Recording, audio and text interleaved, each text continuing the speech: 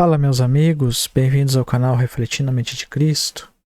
Vamos dar continuidade então aos nossos estudos do breve Catecismo de Westminster. Nessa oportunidade, então, estamos na pergunta de número 31. Vamos lá, então. Pergunta 31. O que é vocação eficaz? Interessante essa questão, é interessante essa temática. Vocação eficaz fala de um chamado que é eficaz, ou seja, ele funciona, ele acontece, ele é real, ele é algo permanente.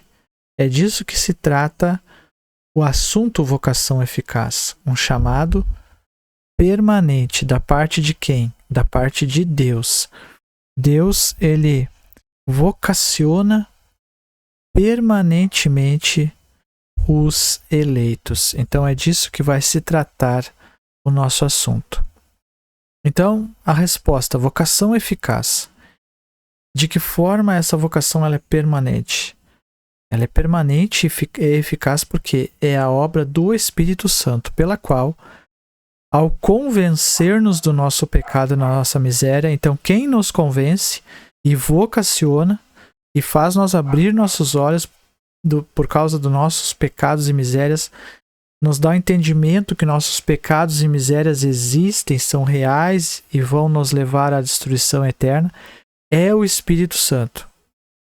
Ilumina nosso entendimento, então, pelo conhecimento de Cristo e renova a nossa vontade, nos persuade e habilita a abraçar Jesus, que nos é oferecido de graça no Evangelho. Então, o pecador perdido está no fundo do poço, está indo em direção ao abismo. De repente, ele ouve a mensagem do Evangelho. Ao ouvir a mensagem do Evangelho, ele por si só, ele não consegue crer. Quando isso acontece, até pode haver um tipo de conversão emocional, no sentido de ouvir e Deus não transformar e não convencer pelo Espírito Santo. Porém, algo da própria pessoa, levar ela a se sentir comovida por ouvir o Evangelho e desejar se reformar, mudar pela sua própria força. Mas isso é uma religião aparente, não é isso que está sendo tratado aqui. Eu só falo sobre isso para diferenciar. Mas o que é tratado aqui é que quando essa pessoa que está cega, está caída, está perdida, ela ouve a mensagem do Evangelho, ela é levada, então, pelo poder do Espírito Santo e é convencida. O Espírito Santo convence ela que ela está perdida, que ela vai para o inferno, está sob a ira de Deus. Então ela reconhece o estado que ela está pelo poder do Espírito Santo, não por ela.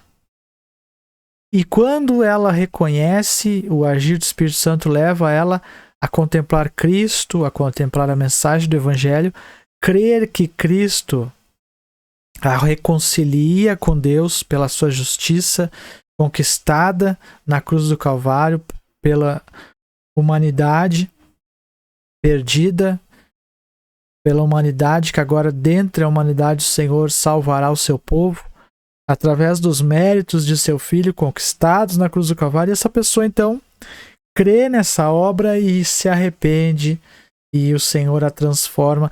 E todo esse processo então é pela ação direta do Espírito Santo através da mensagem do Evangelho, agindo, convencendo, levando a pessoa a tomar as iniciativas. Não é, então, algo da pessoa. Isso deve ser bem claro em nós. Nós não podemos, por nós mesmos, nos autoproclamar, nos autovocacionar. Mas temos que entender que quando essa obra acontece, é a ação direta do Espírito Santo. É a ação direta do Espírito Santo que nos leva ao convencimento de que somos pecadores, estamos perdidos, vamos perecer, mas que ao nos arrependermos e crermos no que Cristo fez por nós na cruz do Calvário, e cremos que Ele nos reconcilia com Deus e concede-nos a sua justiça, a justificação, pela fé na obra salvífica dele, é essa ação do Espírito Santo que nos leva a seguir dessa forma, que é algo que vem do Senhor e não vem de nós. E por isso é eficaz, por isso que realmente acontece a transformação. Então é isso que nós temos que entender, que ter em mente. Porque nós não podemos nos auto-enganar pensando que é possível o homem, pela sua própria força, mudar. Não. Toda a ação de transformação de natureza acontece pelo poder de Deus na vida da pessoa. Deus muda, Ele transforma a natureza do ser humano em uma nova criação, pelo poder do seu Santo Espírito, através da pregação do Evangelho e da fé em Cristo Jesus, que é dom de Deus, que vem através do ouvir e ouvir a pregação, e que é dada pelo Espírito Santo. Então nos diz assim, em 2 Timóteo, capítulo 1 e verso de número 8. Portanto, não tem vergonha do testemunho do nosso Senhor, nem de mim, que sou prisioneiro seu. Antes participa das aflições do Evangelho segundo o poder de Deus, que nos salvou. Quem salvou Paulo? Deus. E chamou com uma santa vocação. Quem fez isso? Deus. Não segundo nossas obras, mas segundo o seu próprio propósito e graça, que nos foi dado em Cristo Jesus antes dos tempos dos séculos. Então Deus, Ele nos vocacionou antes dos tempos dos séculos. Ele vocacionou a sua igreja antes dos tempos dos séculos. Então, cai por terra todo aquele pretexto que muitas vezes existe em alguns, de dizerem que o homem, ele crê e Deus vê que ele tem fé, então ele é justificado. Não, isso não existe. Isso não é uma doutrina bíblica, isso é uma heresia. O homem não pode crer por si só e Deus não pode ver que ele vai crer. Não, isso é uma heresia. O que é bíblico, o que a Bíblia ensina, é que Deus vocacionou o seu povo desde o princípio. E que quando Deus, desde o princípio, ele vocacionou, ele sabe quem são os seus, ele conhece já. E por isso o Evangelho deve ser pregado, está sendo pregado, e o reino dos céus está aí com o nosso Rei Jesus reinando sobre tudo e sobre todos. Agora, sendo pregado aos quatro cantos da terra, o Evangelho, o Senhor, ele vai vocacionando conforme o seu eterno propósito cada um dos seus eleitos. Como isso se dá? De que forma e por quê? Aí cabe a Deus em sua soberania assim o fazê-lo, e não há coisas que nós não devemos nem tentar explicar, porque isso é mistério, e é o mistério do Evangelho, é o mistério divino, é a glória de Deus se manifestando. Agora, quando as pessoas elas caem no erro de buscar uma justiça própria, elas caem no erro de se autoproclamar que têm condições de se salvar, bom, então isso é muito complicado, porque faz com que possa as pessoas estarem se autoiludindo em um falso sentimento de religiosidade, quando na verdade elas ainda não foram transformadas. Porque entende que quem transforma é Deus, quem regenera é Deus, quem muda a natureza é Deus. Então, nós devemos vigiar muito com respeito a isso, entendendo que toda a obra da redenção pertence ao Senhor.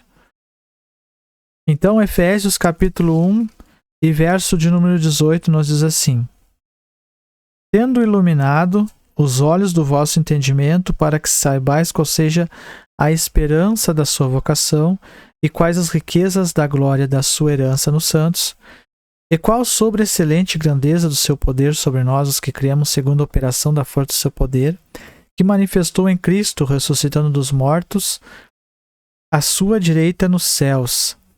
Então aqui, o Senhor iluminou o nosso entendimento e nos fez saber a esperança da nossa vocação. Atos capítulo de número 2, verso 37. E a esperança da nossa vocação não está em nós, né? A esperança da nossa vocação está em Cristo. É por meio dele, que nos diz assim, 2:37 de Atos. Ouvindo eles isso, compungiram-se em seu coração e perguntaram a Pedro e aos demais apóstolos: que faremos, irmãos? Disse-lhes Pedro: arrependei-vos e cada um de vós seja batizado em nome de Jesus Cristo para perdão dos pecados e recebereis o dom do Espírito Santo. Então, aqui há uma eficácia depois da pregação de Pedro. Pedro, ao pregar ali, aqueles homens eficazmente se arrependem. Mas isso não vem de uma ação humana. Isso vem da ação do Espírito Santo. Perdão. Na vida deles. Então, nós temos que sempre ter em mente isso. Por que eu falo sobre termos em mente que a vocação e tudo pertence a Deus? Porque eu sei como é que funciona, porque eu vivi muitos anos num sistema que acreditava a glória para o homem sobre a vocação, sobre a salvação. Eu vivi muitos anos num sistema que era pregado que o homem ele tinha participação na salvação. E isso é um grande engano que faz com que as pessoas vivam a justiça própria e não a justiça de Cristo na vida delas. Eu sei que parece estranho, porque nós vivemos num tempo em que as doutrinas da graça elas estão quase desaparecendo, né? Mas essas são as doutrinas que estão na Bíblia, é o que nós estamos estudando, é o que está no breve catecismo. É um conjunto de ensinamentos que mostra, conforme a Bíblia ensina, que a glória da salvação ela não pertence ao homem, mas pertence a Deus. E as pessoas não aceitam isso, infelizmente. As pessoas elas dizem como pode Deus escolher uns e não escolher outros. E aí a resposta que nós temos é: Deus é soberano, mas não há glória naqueles que são escolhidos. Não há glória naqueles que são chamados. E eles recebem esse chamado, essa escolha, dando glória somente àquele que as escolheu. Agora isso é pessoal de cada um. Eu não posso dizer, fulano é escolhido, Beltrano não é. Por quê? Deus sabe. Ele conhece os seus. Agora, a glória dessa vocação pertence somente a Ele. Então aqui nós temos outros versículos, você pode copiá-los, eu vou ler só o capítulo 26, verso 18 de Atos, para não deixar muito extenso o vídeo. Capítulo 26, verso 18. Para lhes abrires os olhos e das trevas converterem à luz do poder de Satanás a Deus, a fim de que recebam remissão dos pecados pela sorte e sorte entre os santificados pela fé em mim. Então ali Cristo falando com Paulo, né? Paulo dando testemunho, né? Que Cristo falou com ele que ele seria testemunha dele e ele seria enviado aos gentios, né? E aqui fala dessa vocação eficaz, os gentios serem convertidos à luz, né? E é bom nós também ler Efésios capítulo 2, verso 15 também, que nos fala o seguinte, Efésios 2, verso 15. Na sua carne desfez a inimizade, isso é a lei dos mandamentos que concedia em ordenanças para criar em si mesmo dos dois um novo homem, fazendo a paz. Então o Senhor, através do seu sacrifício, fez essa obra. E a vocação eficaz, ela é obra do Espírito Santo. Nos convence do nosso pecado, nossa miséria. Somente o Espírito Santo faz isso. Quais são as duas formas de se entender a palavra vocação? Vocação tem sido reconhecida na teologia reformada, tanto como vocação ou chamamento exterior, como interior. O primeiro, o chamamento da palavra, pelo qual todos os pecadores são graciosamente convidados a Cristo, como eu falei, para que tenham a vida e salvação nele. Contudo, esse chamamento é insuficiente em si para habilitá-los a ir a ele. O segundo, então, é o chamamento interior. Então, o primeiro é um chamado geral, agora o chamado interior é o segundo, que acompanha a proclamação da palavra pela qual o pecador não só é convidado, mas também é interiormente capacitado a abraçá-lo, conforme ele é graciosamente oferecido nos evangelhos. Então é disso que nós estamos falando. Todos ouvem o evangelho, mas nem todos são capacitados pelo Espírito Santo a abraçar o evangelho. E há o perigo, então, de muitos que abraçarem de uma forma religiosa e não de uma forma verdadeiramente de que suas naturezas foram assim realmente transformadas. Então, temos sempre que buscar do Senhor esse discernimento, né? Só quem pode transformar o interior é Cristo.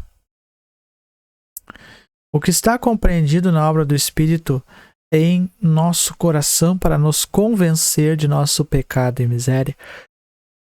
O Espírito nos dá uma visão clara da culpa dos nossos pecados e um reconhecimento da ira de Deus e das misérias do inferno.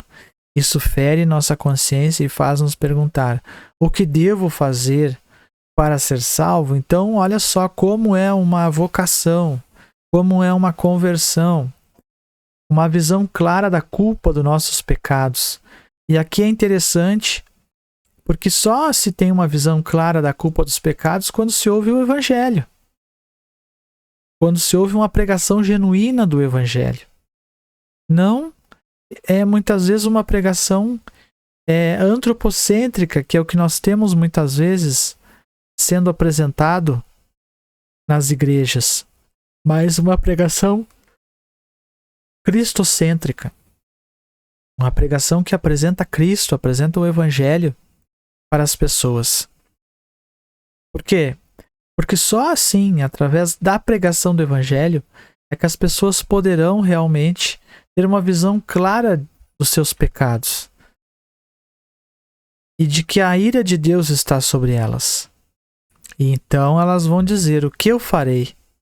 Se você analisar a pregação dos apóstolos, sempre foi apontando os pecados, apontando as transgressões e apontando a miséria do homem e a solução em Cristo. Sempre foi assim a pregação dos apóstolos. Isso fazia com que a consciência dos seus ouvintes fosse ferida, fosse confrontada, e eles perguntassem: o que eu farei para alcançar então a salvação? Terceiro, como o Espírito executa essa tarefa? O Espírito realiza essa tarefa pela lei. Pela lei vem um pleno conhecimento do pecado. Perdão. Por quê? Porque ao ouvir a lei, ao ouvir o que é certo, o pecador vai pensar: nossa, mas eu não consigo praticar isso aqui é impossível. Então ele é confrontado: olha, de mim mesmo nada posso. Através da lei, ele é levado a entender que ele não consegue deixar de fazer aquelas coisas que estão ali. Ele não consegue deixar de praticar o adultério, a mentira, a maldade. Então, Deus, através da lei, confronta o pecador e mostra quão depravado ele é. Então o pecador pergunta: o que farei? Então é apontado Cristo a ele. Creia em Cristo. Creia na salvação que está no Senhor. Arrependa-se dos seus pecados e creia que Cristo é a sua justiça e que lhe reconcilia com Deus. Então, sendo justificado pela fé em Cristo, você é reconciliado com Deus e passas a ter paz com Deus. Como o Espírito ilumina nossa mente? O Espírito faz isso apontando-nos a Cristo, pois Ele, isso é, no conhecimento da sua pessoa, justiça, poder, nós somos renovados em nossa vontade. Somos capacitados a nos voltar a Cristo como Salvador e Senhor. Nós Conseguimos renovar nossa própria vontade? Não. Nossa vontade é renovada apenas quando o Espírito coloca nela nova inclinação e faz com que estejamos dispostos a abraçar a Cristo pela fé. Então, o Espírito ele ilumina nossa mente apontando-nos a Cristo. Então, o verdadeiro cristianismo é sempre apontar para Cristo. Sua pessoa, o conhecimento dele, a sua justiça, o seu poder. E isso é a iluminação do Espírito. Não tem algo diferente disso, algo além para ser revelado. É Cristo, e Cristo é tudo. E o verdadeiro cristão, ele contempla e deseja cada vez mais contemplar a Cristo, aprender do Senhor. E é possível renovar a nossa vontade? Não. É impossível nós renovar a nossa vontade, como eu falei desde o início do vídeo. Não tem como. A nossa vontade, ela só pode ser renovada pelo Espírito Santo, que coloca em nós novas inclinações, porque nós, de nós mesmos, nós não temos o desejo natural de buscar a Deus. Somente através do Espírito Santo, pela graça do Senhor, é que somos levados a ter esse desejo. Efésios capítulo 1, 19. E qual sobre a excelente grandeza do seu poder sobre nós, os que cremos, segundo a operação da força do seu poder, que manifestou em Cristo, ressuscitando dos mortos e pondo à sua direita nos céus.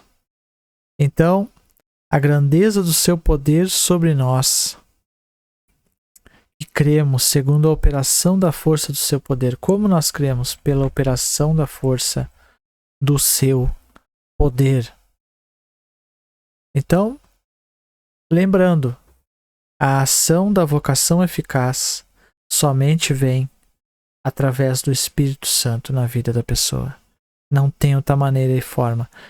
E eu saliento isso porque as pessoas, às vezes, elas se tornam religiosas e não foram transformadas. Então, peça para o Senhor realmente transformar a tua vida. Se você ainda não tem certeza da salvação, peça para o Senhor te dar certeza da salvação. Não confie nas suas obras e naquilo de bom que você faz, mas confie no que Cristo fez por você na cruz do Calvário, ok? Esse foi mais um vídeo aqui do canal. Espero que você tenha gostado. Peço perdão pela minha canseira. E até o próximo vídeo, se Deus assim nos permitir. Tchau.